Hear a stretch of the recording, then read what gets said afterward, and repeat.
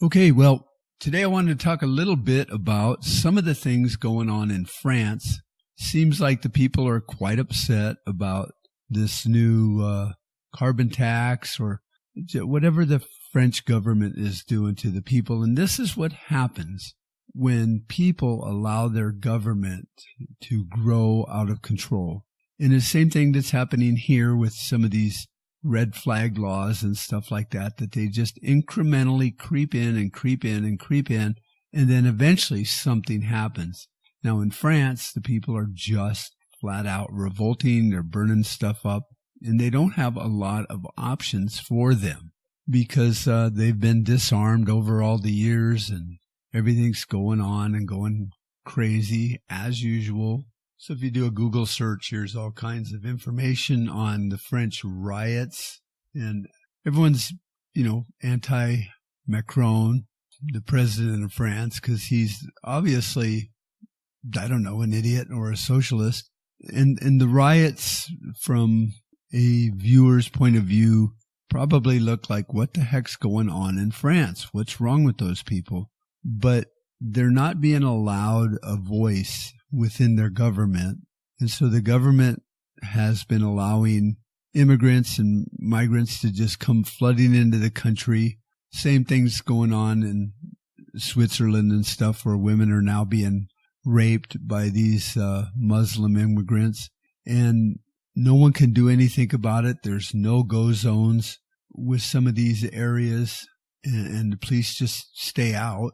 And so in France, same things are happening. The things are being done by the government that are not representative of the people.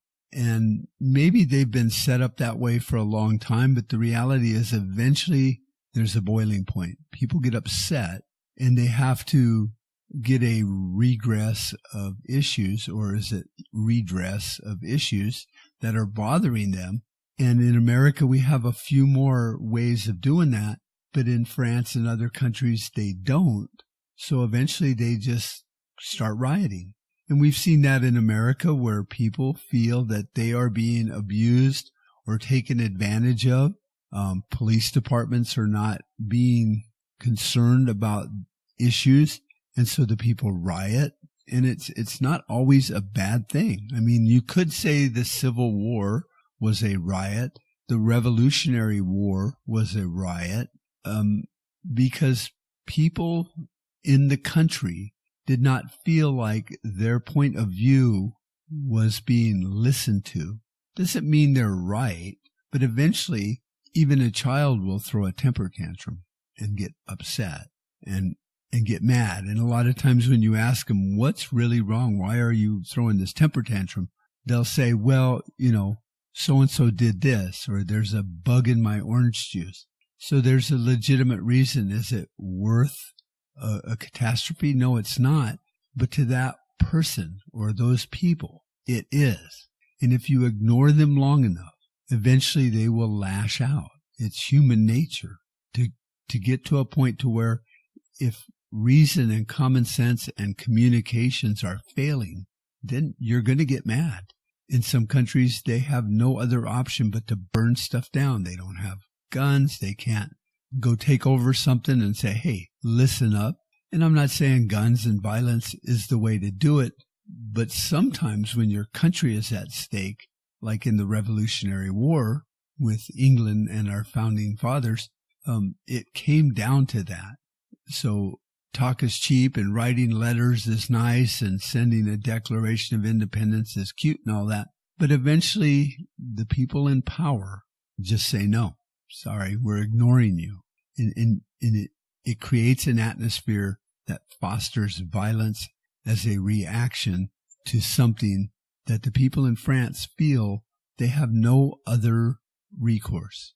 And we see that happen in America a lot also, where people just get so dang frustrated that a riot breaks out because they're being ignored. Now, in America, we have options. We should have representation with our Congress, but we've talked about that before. Congress is a joke, and our representatives, because of gerrymandering, don't represent our community. It represents 5 or 6 disjointed and maybe have different value structure than your community. So they've messed that all up. And then it just continues to escalate and snowball until you find yourself with representation as prescribed by the Constitution, but that person doesn't really represent your voting district. And we talked about that last time. And so how do you get control of it? We don't want to see these kinds of riots in America, when they can be avoided. And can they be avoided? I think they can. But our leaders seem to be, playing the fiddle while America burns, and they just don't seem to care. I mean, they literally don't give a darn. And there's other words that I could put in there for that, but they don't care. So that's what's going on in France. And you look over here in America and you see these red flag laws, which I think is appropriately named, because a red flag usually represents communist China. But what they're saying is, hey, there's a red flag here. We should check it out. We should do something about it. Now, normally it has to do with taking away a person's guns and having your gun rights just stripped from you based on an allegation. There's no due process. So to me, from what I've learned from watching a lot of the videos by Chris Ann Hall, who's a constitutional lawyer, tries to explain that without a crime, you can't do that. You can't have a warrant unless there's been a crime. But these police chiefs and stuff will just go enforce the warrant put out by the judge or an order to go take someone's guns. One guy was shot, and eventually this will escalate because a lot of the states that are doing this are probably mealy-mouthed liberal states anyway that think guns are bad, and you shouldn't read the Bible either. But once it starts matriculating or metastasizing into states where people are going to put up more than just an argument with a law enforcement officer, what's happening is judges are issuing these orders to go take away people's guns based on a hearsay allegation. My neighbor says, I think Mark is dangerous. He goes to a judge, almost like a order of protection, or what do they call that? A restraining order. There's no evidence. There's no case. They're sealed. And therefore you don't know who made this allegation that you're dangerous and you're a threat. But the judge issues an order based on these red flag laws. And then the police show up.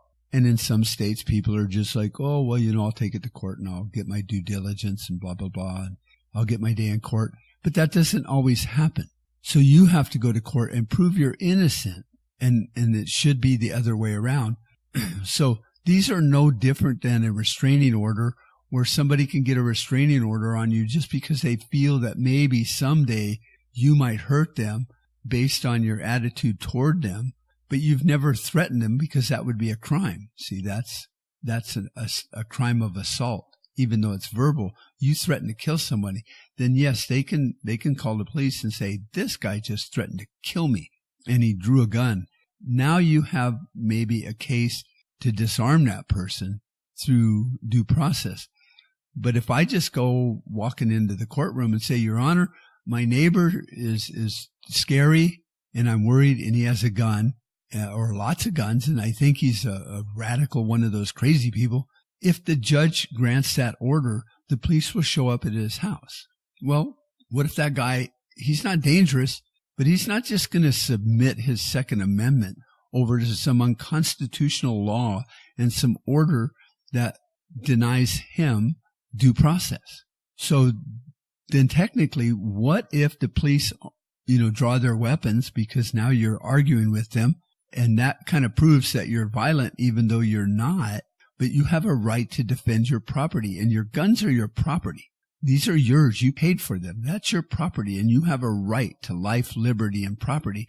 So the cops in some states have shot people because of these altercations.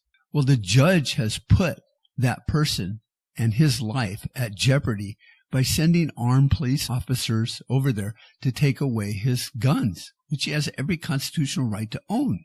Now, what if the guy happens to be a little bit quicker and he has some friends there, and all of a sudden they draw down on the police and the police get shot?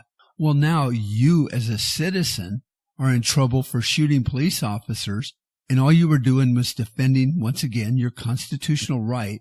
And who should be at fault? That should be the judge and the Congress and the Senate and every bureaucratic legislature that allowed this law, this red flag law, to be enacted.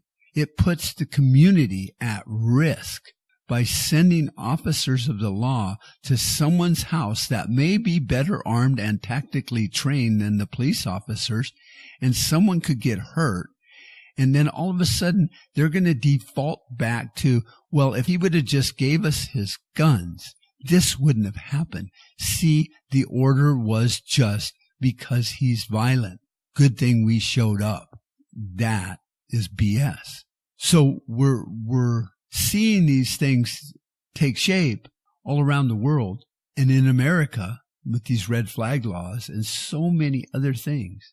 And that is why I harp on it so dang much, that if you don't get involved locally and start getting control of your representatives, you will lose your county, you will lose your state, and you will lose your government and all of your rights. And you'll just wake up going, oh, I guess now I'm just a plebe and I should just shut up, go to work, give most of my money to the government and mind my own business and just be thankful that the lights are on and fall back on that default stupid answer or statement. Well, you know, I've been in other countries and still this is better than most third world countries. Well, at that point, no, it is not. We just have, I don't know, more shiny objects to look at. And I guess that makes America better. If we allow this to happen, is America better than some of those other countries? No, we're the same as, and maybe worse than some of those countries that people always go, well, you know, I've been over there and America's still the best. That's an old expression from a long, long time ago. It's not that way anymore. It's changed. It's different. It's become screwed up. And so every day we make another incremental step towards something that is bad. And once we fall into that trap of government taking care of us from womb to tomb and taking all of our money and taking all of our rights, then we are no better than a third world banana republic. And the only difference is we have nicer infrastructure and prettier buildings, but that won't last long either, because you look at Venezuela, it went from a nice looking economy to socialism, and now it's a crap hole. The buildings are all sprayed with graffiti. It looks like a third world banana republic. The difference is they have stucco on the walls instead of grass huts. But there's no difference other than that. The people have no rights. They have no liberty. They have no constitutional freedom. And so therefore they don't work because they have no incentive. The rewards do not justify or work in conjunction with the effort we put into it. So we're being robbed and stripped of everything. And eventually, as all these things roll on, someone in America, some state, some cities will have riots, just like in France, because the government stopped listening to the people years ago. And I think they want that in Washington. You know, I really do. I think a collapse would be good for them because now they don't have to run for office. They just appoint themselves kings. So we need to be on guard and we need to pay attention because today it's red flag laws. It's planning and zoning. It's, carbon taxes. It's increase in income tax. It's an increase in state income tax. It's an increase in property tax. It's another bond election. It's another thing that just incrementally picks your pocket 1 penny at a time until that $20 bill you thought was in there when you go to use it is gone. It's been taken. It doesn't have to be big things. In fact, it will be the little things that will incrementally build up into a series of events that in history they'll go, well, you know what happened? way back in the day, they allowed this. And they'll be looking at it in retrospect and saying, well, now we can see the collapse of America because of all these things. But when you're living in it, you don't see it. You're too close. But eventually you'll reach in your pocket to get that $20 bill and it'll be gone. And you'll think that you have freedom and you don't. It'll be gone.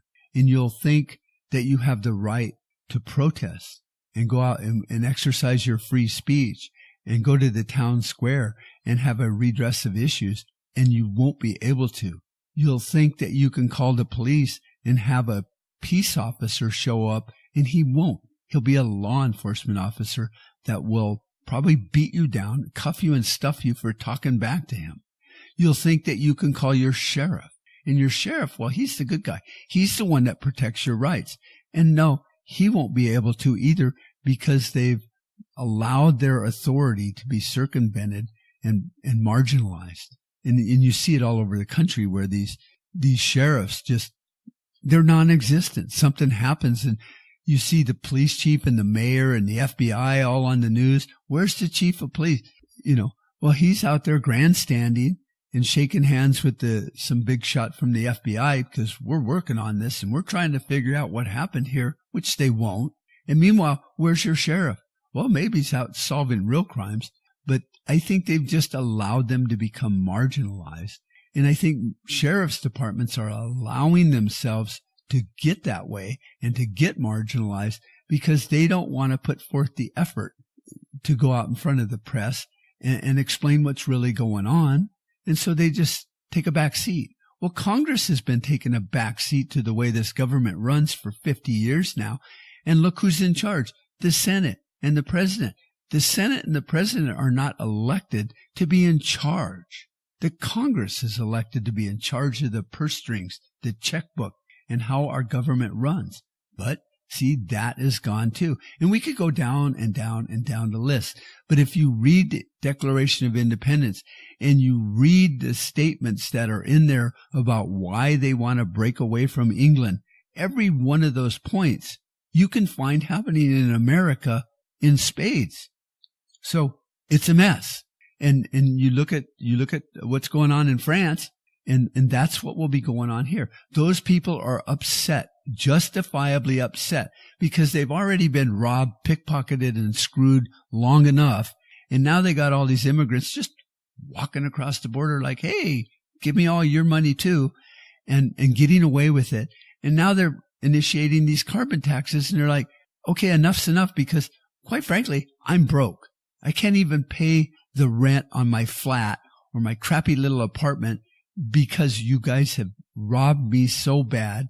And now what am I supposed to do? And sure, they'll show pictures of France, like how good the economy is. And oh, look over here and oh, look over there. Those are the rich people, the upper middle class and the upper class that have all this money that they show on the news. But the real people, the you and me, the man on the street, the woman on the street, the middle class that used to make up a society with values and core beliefs and work ethics, they're gone. They're bankrupt. They're on welfare, just like in America. So you can sit there and tell me, Mark, you're wrong. You're looking at this all wrong. But no, I'm not. And everyone knows it. Trump knew it and he said it. And that's why he got elected, because he pointed out things that people didn't want to hear on the left. But us people on the right, we were dying to hear it. We loved hearing it, and it got him elected. But this midterm has shown that even though his support is still really rock solid, as a nation, our belief structure and what we understand of that election was, it wasn't just about Trump and saying the things he said that got us riled up. You look at the midterm, and the House is now controlled by liberals.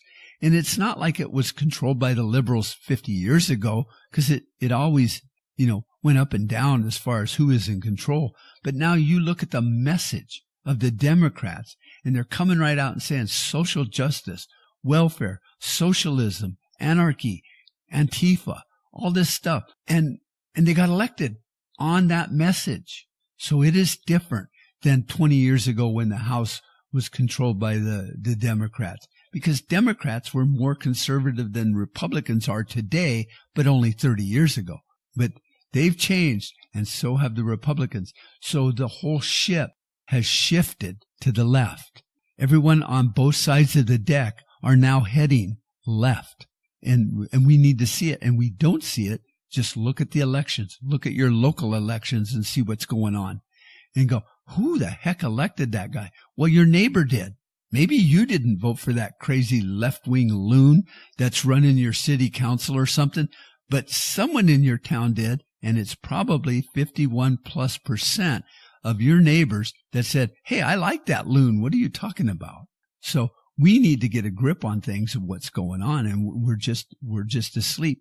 And it's not that we're asleep because we're apathetic. We're asleep because we're overworked and underpaid and taxed to death. And so we don't have time to drill down on issues and figure out what's going on. Sure, they send you a little pamphlet and go, here's the issues you're voting on. And you don't have time to read them. And then they're written in doublespeak. So you almost have to look at who signed all these letters for and against this, issue, the ballot elective or whatever's there, the proposition. And usually if I see groups like the Sahara Club and the Crazy Loons on the left and Mayors Against Guns, if they're for it, I'm against it. I don't really need to know much more than that. I just wish they had just stopped having special elections and all these propositions and amendments and things being added on all the time. But since they're not gonna, well, if you can't figure out if it's a good idea or not, then just read who supports that idea. And if they're part of the left-wing loon society, then that tells you, I don't think I want that, because they do, and they're crazy. All right, so I'm going to take a quick break, and we will be back to talk about maybe something sane instead of all this crazy anarchy.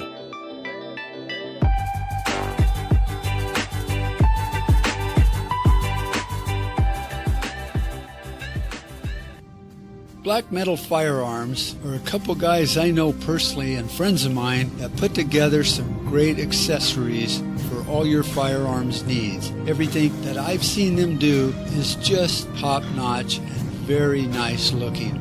BlackMetalFirearms.com. Check them out. I think you'll be glad you did. Go to Facebook, Black Metal Firearms. They got a great page there too. Learn more about the workmanship and the craftsmanship they put into every accessory and every build they do. Well, I'm back, and we just ranted on about some of the rioting and craziness going on in France and maybe what we can do to avoid having that happen in America. But on a programming note, John from Contra Radio Network asked me to talk more about prepping and patriotism, and his show is going to be more on the bigger issues, like what government agencies are planning on robbing you this week. Then don't forget Glenn Tate and Shelby Gallagher from Prepping 2.0. Now, Glenn Tate wrote the 299 Day series, excellent series of books.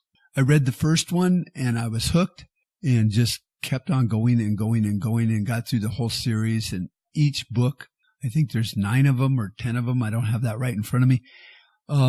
Each book was just pulled me right in and kept me going. I was fascinated by it. And then Shelby Gallagher, she's writing a series, The Great State. And the first book was The Divide. And it's just awesomely written. The characters really got to me quickly, which I like when I'm listening to an audiobook, because if it starts to drag out or I don't like the characters, then I really don't care if they survive the apocalypse or not, because they're stupid. But that's Prepping 2.0. So that's the lineup. There's me, the John Jeffers Report, and Prepping 2.0, and all really good. I'm kind of a scatterbrain, but everyone else is pretty good at what they do. I'm the anomaly. So when it comes to prepping, that's my job to talk about prepping. And I've gotten a lot of grief over the years because I'm not tactically trained. I haven't written all these books on prepping. I don't make thousands of videos on prepping. I'm just a guy that studies being prepared. And that's why I don't do all those things, because I'm busy. I have a life and a job, and I raise family, and, that was my focus for years and years and years and years. And if you have kids, you understand. Your focus may be on finishing that hot rod in the garage or restoring that old 4-wheel drive classic that you got sitting out there. But the reality is your focus and the demand of your time is your kids and their soccer and their this and their that.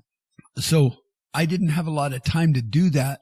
But over the course of taking my family camping and doing outings and stuff, I learned their needs and what they needed to get by. You know, if you're out camping and you have a child that goes into anaphylactic shock because they get stung by a bee, you learn that real quick while you're out camping. The beautiful thing about being out camping is you can get in your car and take your child to a hospital, or if you have an EpiPen, you know, maybe you got a second mortgage on your house to buy a couple of those, then you learn those things. And that is what being prepared is. I think prepping has become more of a pastime where people stock up on gear and beans, Band-Aids, and bullets. And I'm even thinking of starting a podcast with one of my friends, maybe calling it Gear Gushers or something like that, because you talk to some of these people and they're frothing at the mouth. They're just so, Mark, you got to see this new gun I bought. It's got this and it's got that and it's, and now I'm really prepared. And it's like, yeah, you're prepared to have a really cool gun, but if you had to bug out, you're only going to be able to grab a few things. And, you know, that'll be your most favorite, bestest handgun, you know, maybe a couple rifles and some ammo and food and gear and leave. You know, you might not be able to grab that gun you just had a heart attack over buying. You're like, oh, it's so awesome. You know, it's got this rail on it and I got all these lasers and thermal imaging and it's just, oh God, I need another one. So that is the prepping mindset as far as it being what would you call it? A lifestyle. But to be prepared is totally different. You do have to have gear and you do have to have stock. But I break it down into different piles. You know, the prepper community's got beans, Band-Aids, and bullets, which makes sense. That's your food, your first aid, and your ammunition. Kind of limited, you know, 3 piles. But I kind of look at prepping as a process. If you're thinking of going into being prepared and as far as prepping for a bad future, which we just talked about could happen, first of all, you need to understand your family needs or your needs if you're not in a family. And what will happen, let's say, if the lights went out right now? If you have children, then what would you do? If it's just you as a single person, what would you do? If you have a group of friends that you call your team or your posse, what would you do? And then you can kind of look at that direction and go, okay, it's just me and my spouse. So we're going to start heading up this big staircase called being prepared. So you take the first step and you go, I've made the decision to be prepared. So in a bug out situation or the end of the world, basically you're on a camp trip where you're not at home and you don't have all your stuff and there's no electricity. So go camping a lot. And once you get that down, then you learn your needs of your team or your family or yourself, your spouse and yourself, whatever.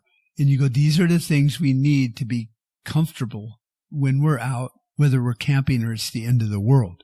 So you learn to light fires, you learn to get water, you learn to trap, you know, whatever it is, or you bring enough food and you learn to have enough for 3 days for a camp trip or an emergency situation. You know, shelter, stuff like that. You might have a tent, but you learn the basics. Okay, so now you're on that first step and you're like, okay, I need to step it up. I need to take a step up. So what kind of food in a long-term situation am I going to need? And what will be my diet? Because see, when you pick a diet, that will determine your next step up, whether you go left down that hall or right down that hallway. So if you're going to be gardening and you're going to be plant-based diet and grains and stuff like that, then the gear that you're going to need is pretty much 180 degrees different than the gear you're going to need if you're going to be on a meat-based diet, because you're going to be hunting, trapping, fishing. So they're not mutually exclusive. I mean, if you're on a meat diet, you might still want to learn to forage for certain plants that you can eat, tubers, cattails, whatever. But your primary food source, 90% or more, will be meat-based diet. Then you're going to need hunting skills and trapping skills and fishing skills, hunting gear, hunting, ammunition and guns, or trapping gear and traps, and learning how to make, deadfalls and all that, fishing gear, fishing bait. So it takes you down that hallway. If you're going to be gardening and plant-based diet, then there's land issues. Where are you going to grow this food?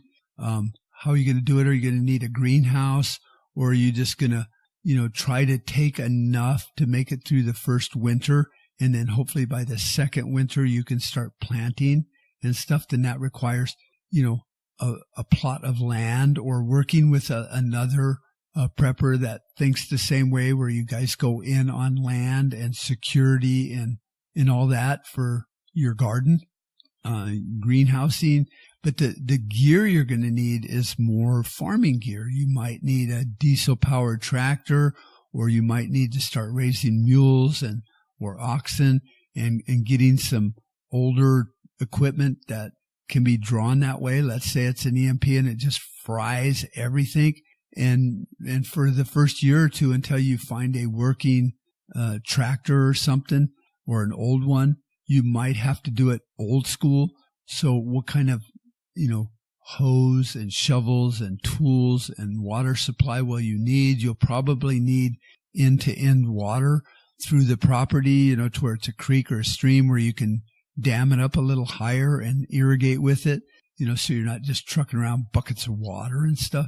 So once you figure out your nutritional needs, your diet, and what you're going to eat, primarily one or the other, it's, mostly you're going to be a plant-based diet kind of person, where you're going to want grains and all that, and fruits and vegetables. Then you're going to need to grow trees. But if you're going to be meat, then it'll be primarily meat-based. So that helps you determine which direction you step up on the next level. So you say, I'm going to be plant-based. Okay, then you move over that direction and you decide, this is what I need to do. I need to find land. I need to do these things to where I can grow food. I'm going to be meat-based, so I need to learn to hunt, and I need, guns and stuff like that, or archery equipment, or fishing equipment, or all of the above.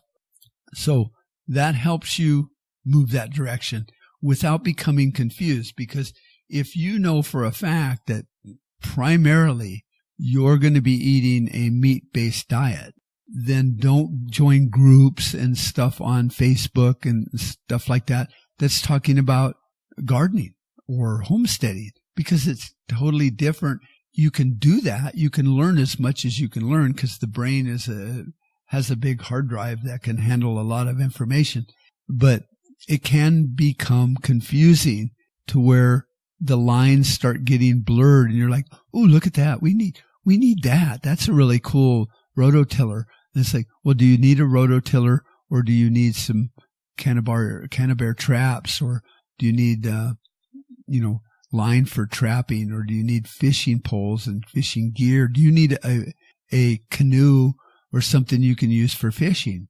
So don't go over there and start mixing the flavors, because, when you're first starting out, it can become confusing. If you're going to be plant-based and you might just need a gun or two for protection, then you don't need to be learning about other types of hunting ammunition, scopes, and all that, because that's not going to be your primary objective. Your primary objective will be feeding yourself. And so if you're a farmer, then the land, the water, the irrigation, all of those things that you need to know are over there on that side of the fence. If you're going to be hunting, then everything's on that side of the fence. So you kind of got to figure out which way you're walking. And it's easy with so many groups and pages and forums and just information out there to where if you don't have a set, defined diet and what kind of gear you need for that diet, you could end up being confused and buying all the gear for both, which is going to bankrupt you. So when you're starting out, really figure those things out. Go, yes, I'm going to be a prepper. And yes, I'm going to move up that first step, and then figure out your diet and how to make a shelter and how to gather water when you're on the run for the first 3 days or 3 weeks. But that you learn while camping, and then you learn how to camp quietly, how to, have meals without a fire and all these things to where you can be in stealth quiet mode. But once you start moving up, then you go, okay, let's say the world ends. What am I going to eat long term? Because that's the key. Long term, the world's not going to end the way we think it's going to end. It's going to come up and just surprise. It's going to end a whole different way than most people think. And you might not have freedom to go here or go there. You might wake up one day and they've already mass confiscation of guns. And now the time to fight is too late. You might have to just grab a few things and go. You don't know. So you want to be prepared for camping, hardcore camping. You don't have to be a bushcraft kind of guy. You just need basic camping equipment. 2 is 1 and 1 is none. So I would have extras of everything. And then you perfect your skills, and then you perfect your diet and your nutritional needs and the way you're going to feed yourself or your family or your team. And then you get that gear and you pre-position it or whatever you got to do. And then you can start perfecting your skills and your mindset on that side of the aisle, because now you're going to be plant-based. You're a farmer. You're a homesteader. How do you gather water? How do you build irrigation and rain catchment systems without being able to run to Home Depot?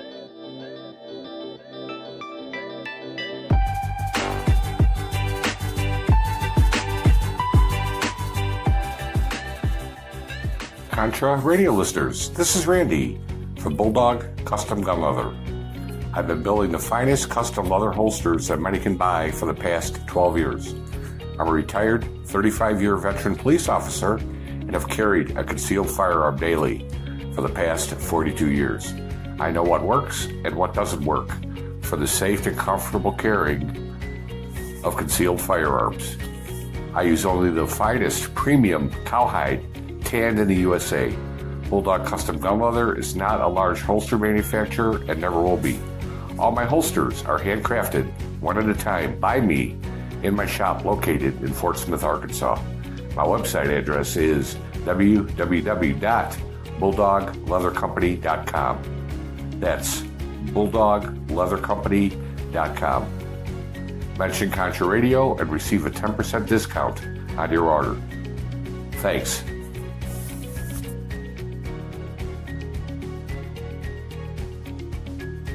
Shelby Gallagher here, letting you know the second book in my book series, A Great State, is set for release on October 28th.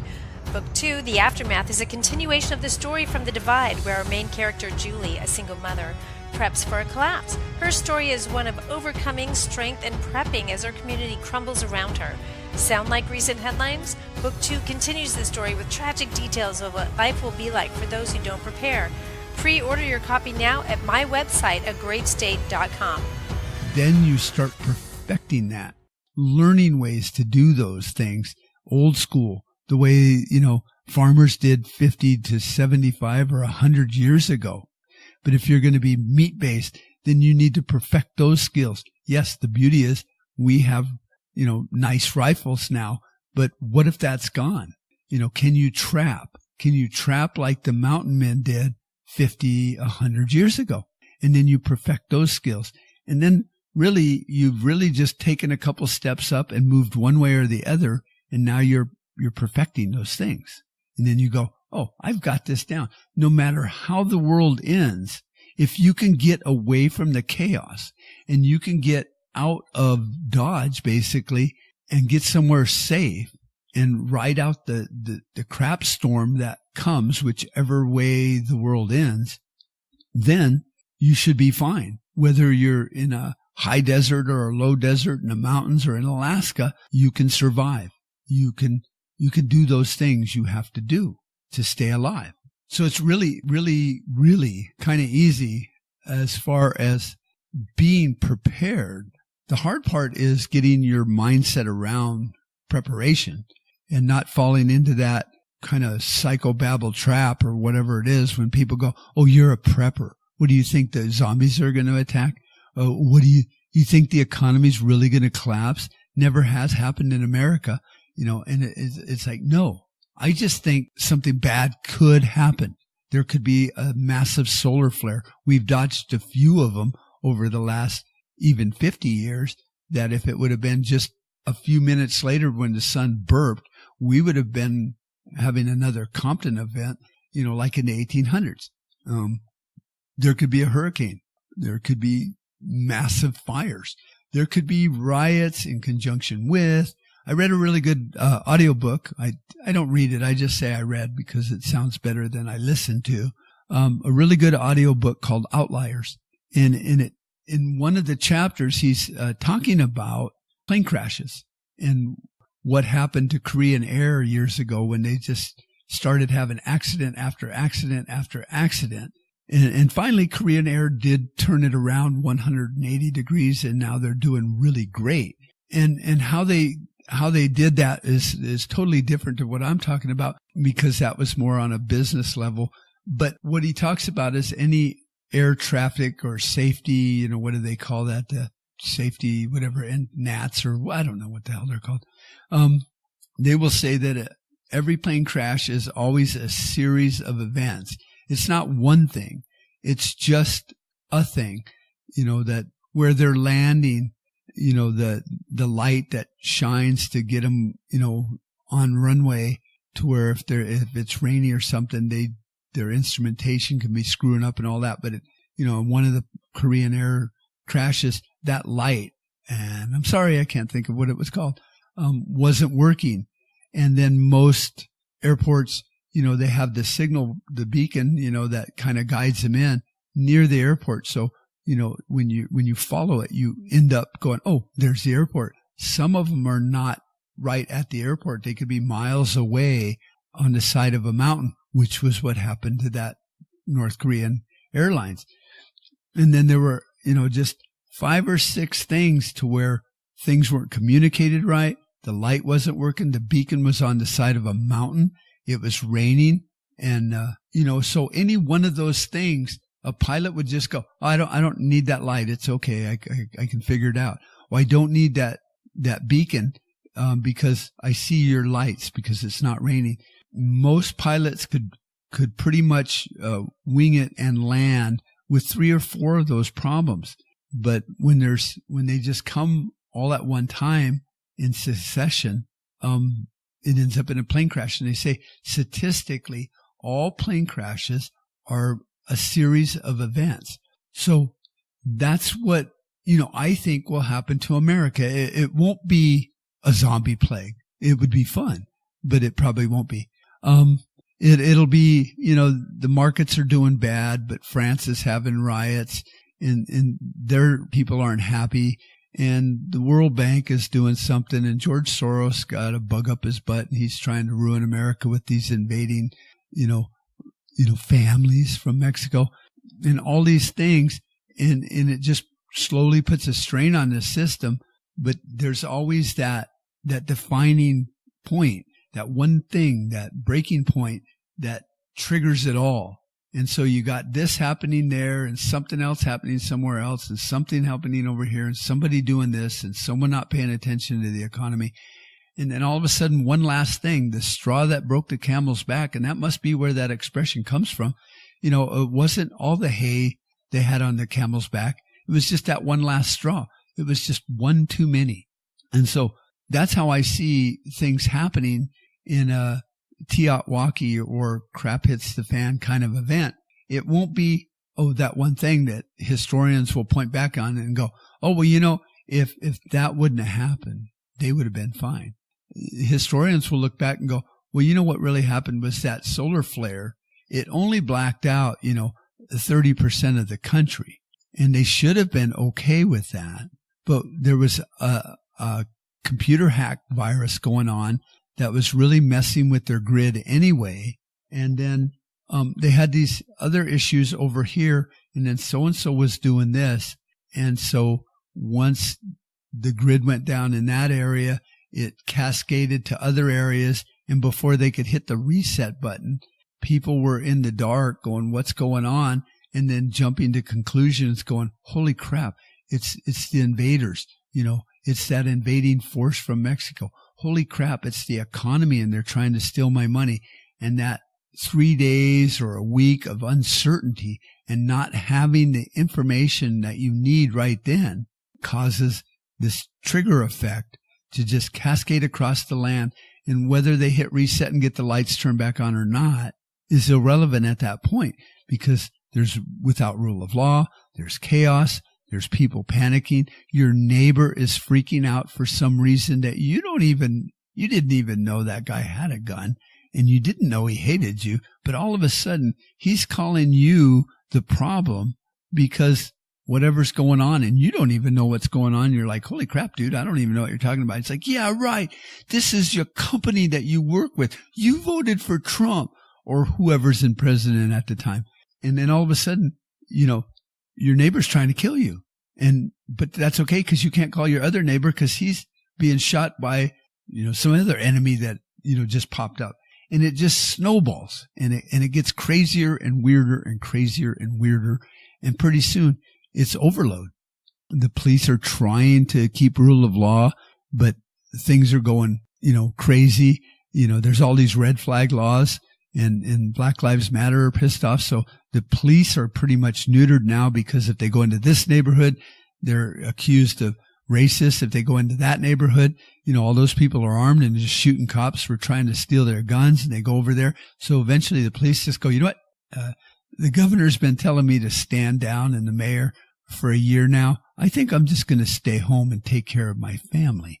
And so then that falls down.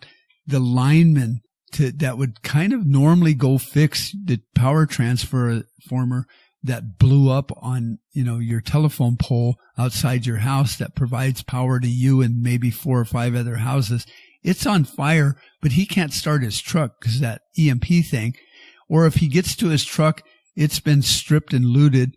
Or if he gets to his truck or close to his truck, he gets shot by a crazy man that's like, it's all your fault. And so eventually things just don't get done, and then don't get done, and then someone doesn't show up for work, and something else happens, and we run on a just-in-time inventory. So all of a sudden, the truck drivers is like, I'm not going there. Those people are crazy. My buddy was driving, a bunch of food to, the Walmart there, and he got robbed and shot on the side of the road, and they stole his truck. And there's not a cop or a highway patrol within miles to do anything about it. So I'm not going. In fact, I'm going to keep that truck in my garage, and I'm going to eat that food myself. And so then somebody, tries to send someone over to the power plant to get another transformer, and his key card doesn't work because, the power's out, and he doesn't have the old manual key because Bob had that. He's the maintenance guy. Let's go to Bob's. So they got to walk to Bob's. On the way to Bob's, something happens. They get arrested for walking or whatever after curfew. All these little things just break down and break down and break down and break down. And you would think as a civilized society, we would be able to go, whoa, wait a minute. This is getting bad. What are we going to do about it? Let's regroup here. But no, we're not a civilized society. It's a very thin layer that keeps us all within, that sphere of non-craziness. But you break that little veil, and all of a sudden, all hell breaks loose. Your neighbor's not a nice guy, or your neighbor used to be a nice guy, but all of a sudden something happened to his kid on the way home from school because the damn lights were out, and it's Bob down the street's fault because he works for that stupid power company. And I'm going to go over and show him, and you can kind of see this. I mean, we've seen movies all the time where things like this happen, and we're like, That's so stupid. Yeah, because we're watching the movie and we know Bob didn't really do it. But in the real world, we freak out. Our kids haven't eaten. Our kids can't come home from school because they're still on lockdown, and we can't get there because our car won't start. And it's a 4-hour walk over there, and there's rioting and stuff. So now you're panicking, or your kids are home, but you haven't been able to feed them because everyone's only got 3 meals in their house at any given moment. So you can't get to the store. You tried to go to the store, but that was being looted because everyone was freaking out. So then the police that were left shut the store down so it didn't get looted. You can't go get food. Your ATM card doesn't work. And now you're freaking out because your kids are starving and they haven't eaten for a couple of days. What does that do to you? And then all of a sudden your neighbor comes over and starts giving you crap or asking stupid questions. And you're like, dude, what do I know?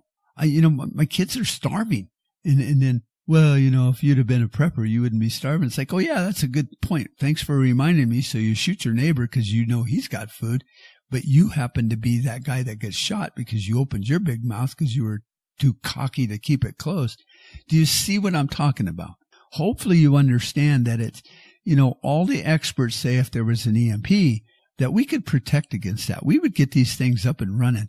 As if they can even get things up and running within a week when a branch falls over on a power line somewhere over there. And now it blacks out and destroys super transformers. And they go, well, it'll be okay. We can replace them. That one was in a Faraday cage. Yeah, well, my power lines are on fire, dude. It took them a year to get those power lines pulled into my neighborhood, and now they're on fire and all the transformers are burning the poles they're setting on. So what are you going to do about that? And I go, oh, well, we can't get to you for, 4 or 5 years. So it cascades. So when I talk about being prepared, it's not because I'm paranoid about one thing. It's just any one thing can cause that chaos, that breakdown of just-in-time inventory, whether it's an economic collapse or transportation collapse that brings all of our food to us. It could be one or two things that lead up to a bunch of other little things, and then boom, the bottom falls out. It's that quick. And you're like, wow, didn't see that coming. No, we never do see a house of cards fall apart. You're just like, that was awesome. But you don't see which one slid out from under it first, do you? Unless you're really, really watching, or you filmed it, and then you can be a historian and go, see that card at the bottom? Yeah, it slipped, and then the house of cards fell down. But that's for historians. For us in the present, we need to be prepared. That's all I can say to it. It's not that I'm paranoid. I just see things in a real way. I've seen people go crazy for no dang reason. I've seen people that love each other fight.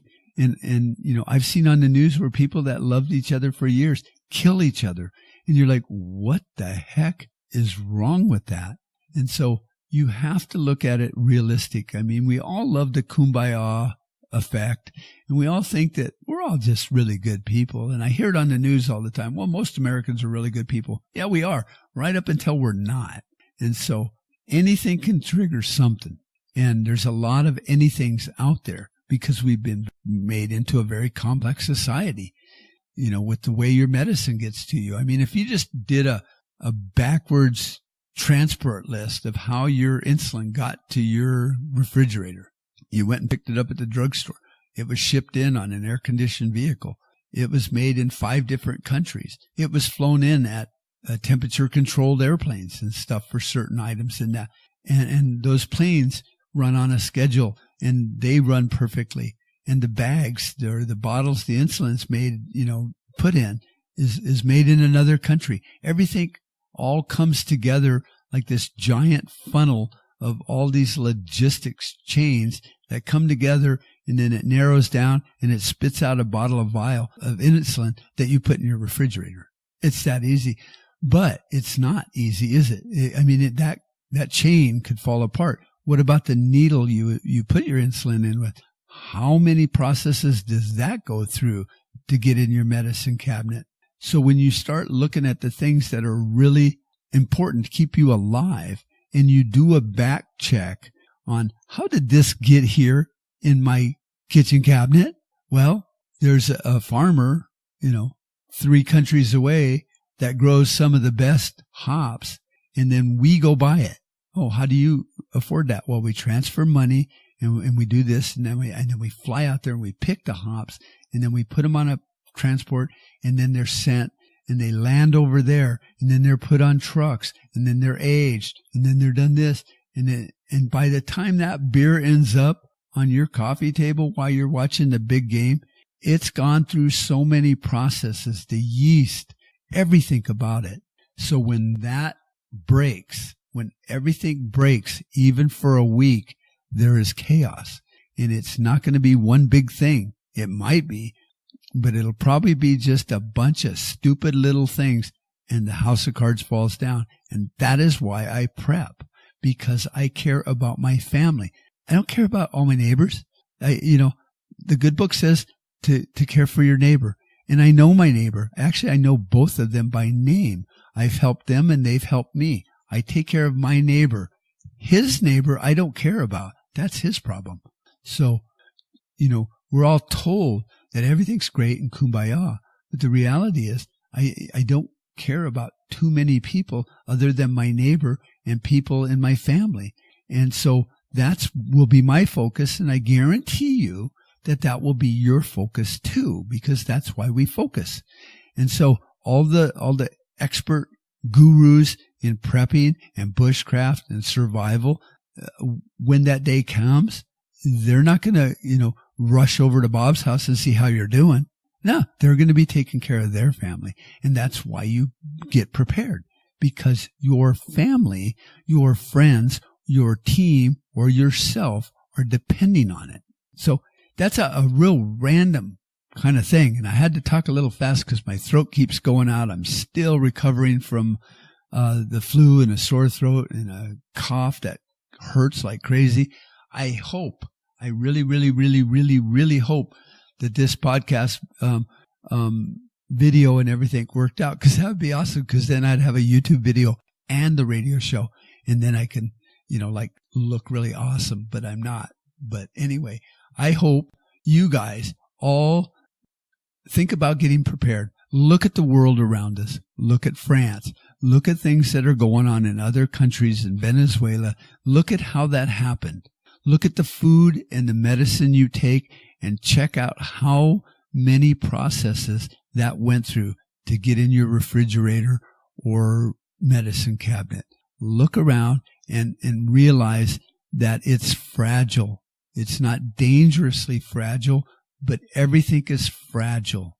And therefore, you need to pay attention to it and go, what can I do to take out the fragility of my life? How can I be ready if things do goof up in my area, in my state, or in my country? And then prepare for that. It's that simple, really. I mean, there's 1,000,001 things that could happen that could cause SHTF or a Tiawaki event, but there's only certain ways you can deal with it, and that's what I just explained. Just be ready. Be ready for you and your family. It's that simple. Everything else is complicated, but it's simple. Staying alive is the number one rule of survival. Don't die. So figure out what it takes to keep you from not dying. Plan for it, prepare for it, and you won't die unless some crazy man shoots you. All right. On that note, I want to thank everyone for tuning in. I hope I'm bringing something to you all each week, and let me know. Let the radio station know. Say, hey, that Mark Boyle is just one crazy man. I like listening to him. I can't stand listening to him. Replace him. Get rid of him. Whatever. Let people know, because we, at Contra Radio Network, put our hearts into these shows, and we really try to bring something of value to you. And like I've said in one of the podcasts, or episodes, I like to talk in more abstract terms and go down the rabbit hole. John Jeffers is very to the point, and he brings up a lot of really good issues, and he does it in a different way. And then Prepping 2.0 with Shelby Gallagher and Glenn Tate bring a lot of expertise to the table. And I think between all three of them, you get a really well-rounded look or view of what you can do to be more prepared and more patriotic and more of a countryman to where you live. So thank you all for listening. I will talk to you all again next week. Adios and have a good one.